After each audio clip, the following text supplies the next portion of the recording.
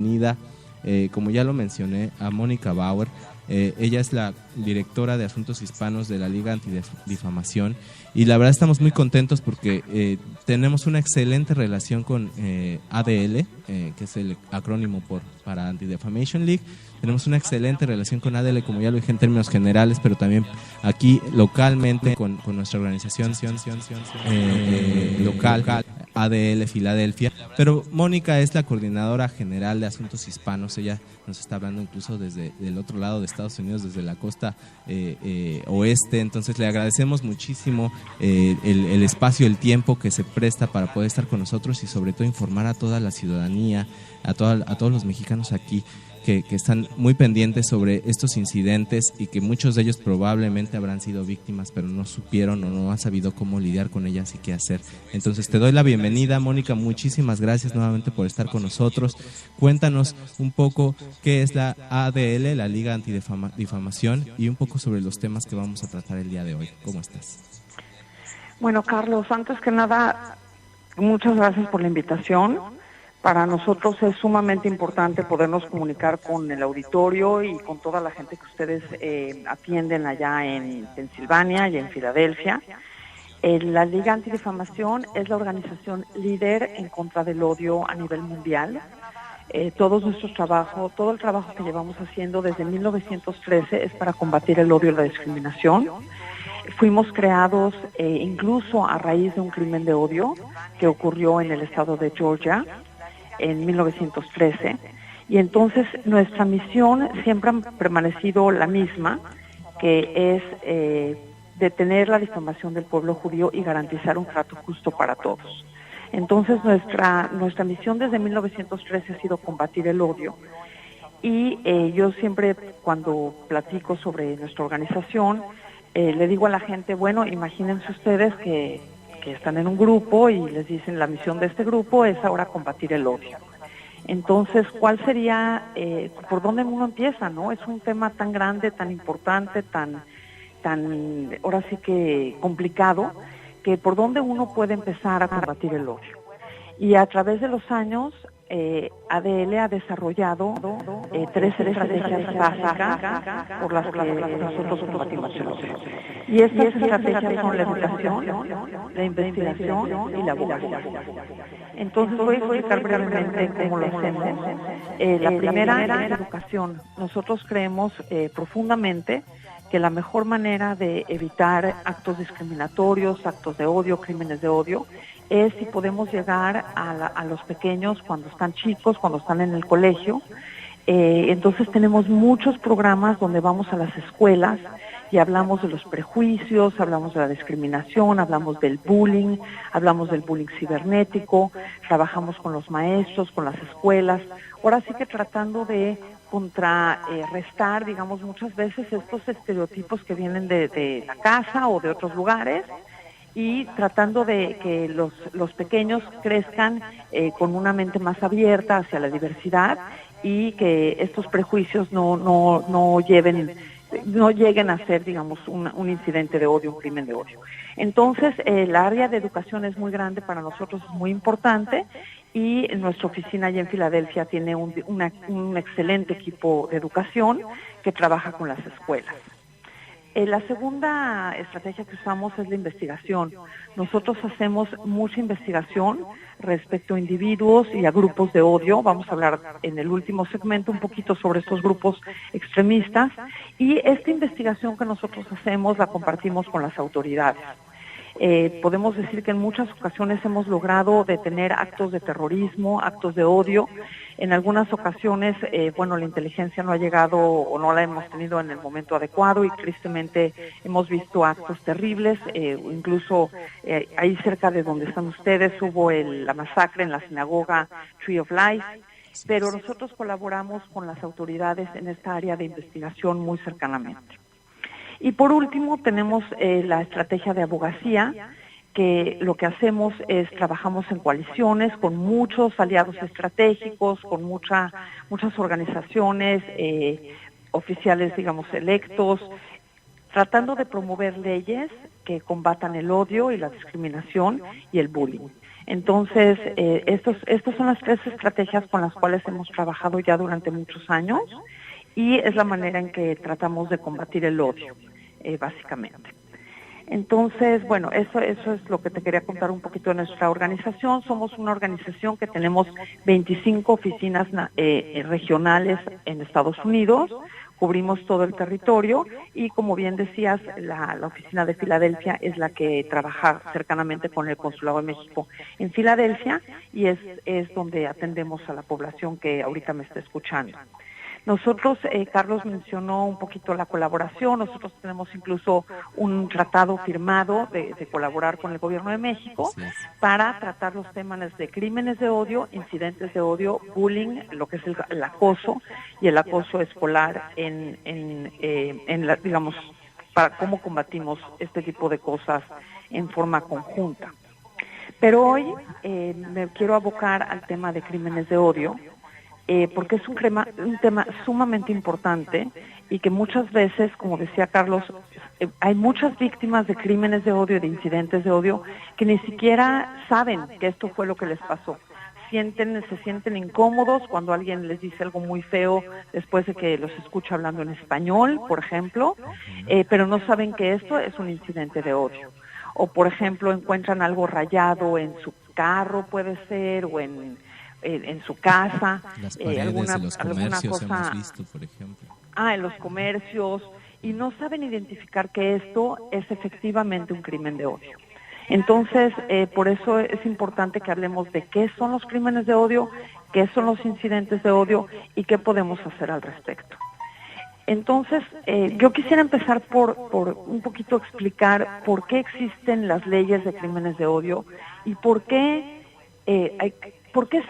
es diferente si alguien me golpea a mí porque me quiere robar la bolsa y estoy caminando en la calle, me jalan la bolsa, yo me resisto, me golpean y entonces yo llamo a la policía y este es catalogado como un crimen donde me quieren robar la bolsa, es un asalto.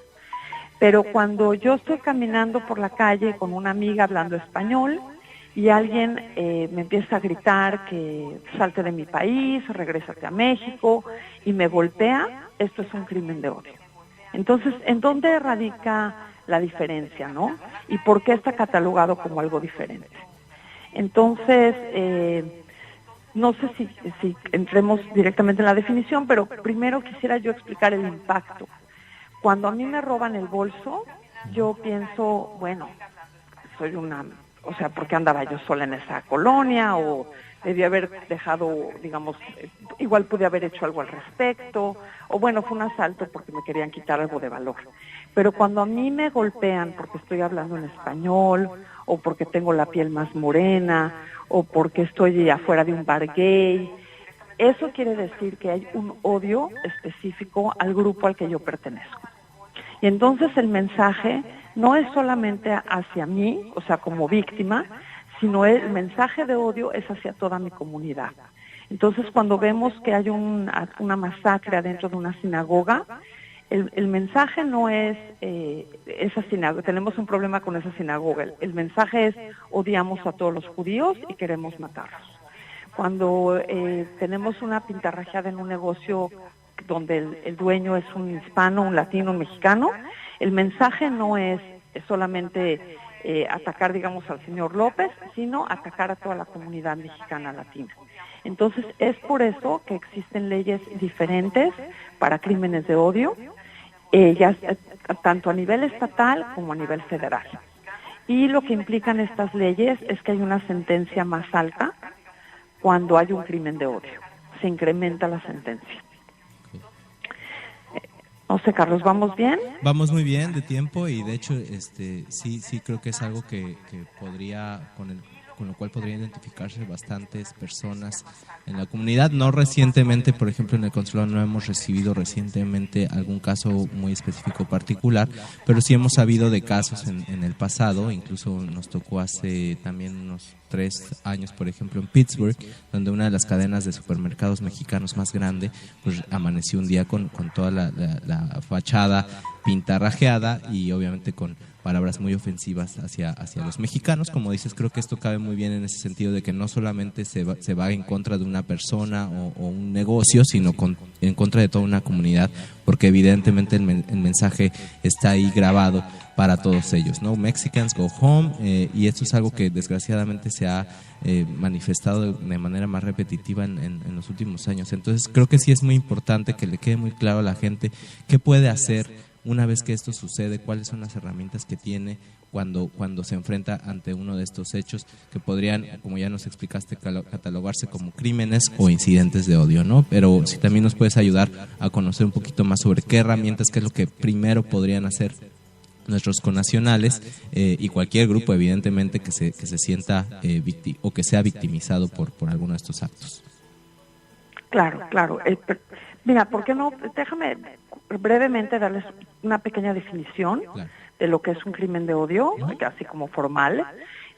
Un crimen de odio es un acto criminal cometido en parte o en su totalidad por una o más de las características reales o percibidas de la víctima. Estas características son raza, religión, etnicidad, origen nacional, género, identidad de género, orientación sexual y discapacidad.